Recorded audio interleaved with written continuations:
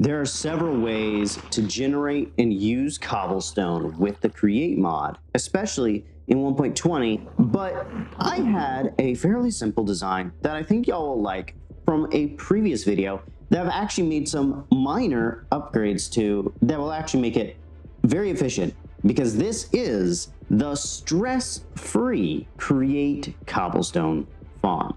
So right here is the finished design. All it is a stone generator right here, and then you just have a little collection system right here. This build takes advantage of how Create mod minecart contraptions work. It goes under this cart assembler. When I power it, it will pick up this block. When it goes under this one, which is unpowered, it will place its contraption down, destroying any block in its path. So if we flip this lever, the minecart contraption goes forward, and you notice that wool block that I just picked up there.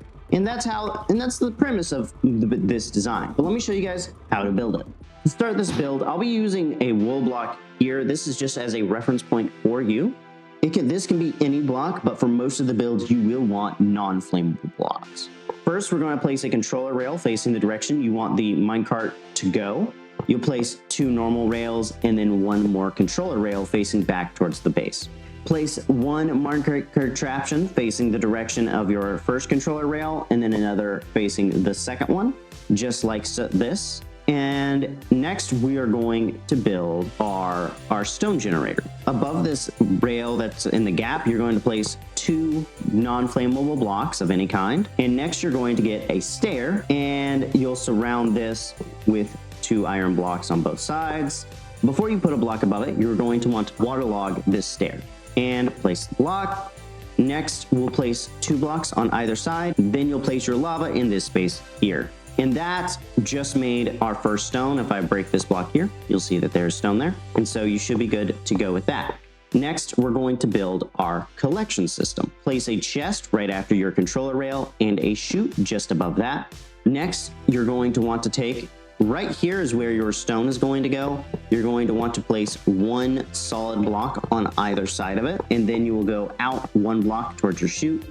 And you will want to cover this rail right here, just like this. Then you will go ahead and want to place some blocks just to guide the stone in, and place blocks surrounding just above your chute. Next, you're going to want to put a sign right here. This prevents, when we put water in, this prevents the water from stopping items from getting into your chute.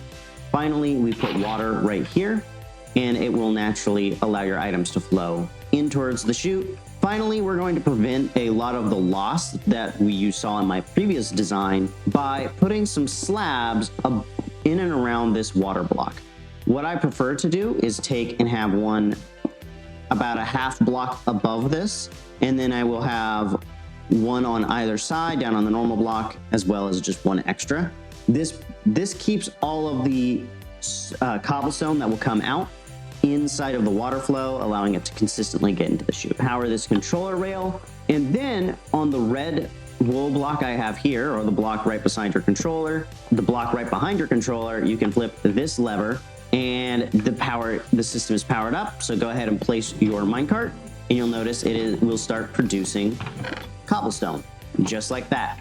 Now, this design, just like the previous, is still technically tileable, but you'll notice I didn't use redstone blocks. That's because I actually don't suggest using them in this build.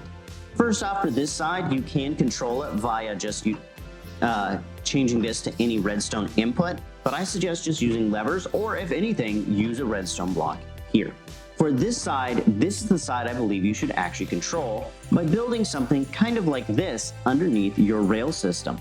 By having a series of redstone torches, each one of these can independently control a single line. By building it that way, you're able to either 1, control your rates, or 2, you can set these guys up to just have a control line underneath, and this also takes advantage of space underneath the contraption.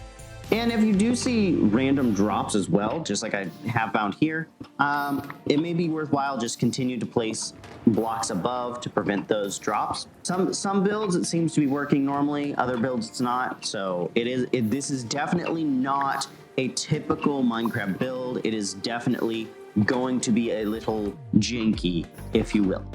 But That is the full contraption. I do hope that you guys have a wonderful rest of your day. This is Nicolite signing out, and God bless y'all. Make sure to check out the original down in the description.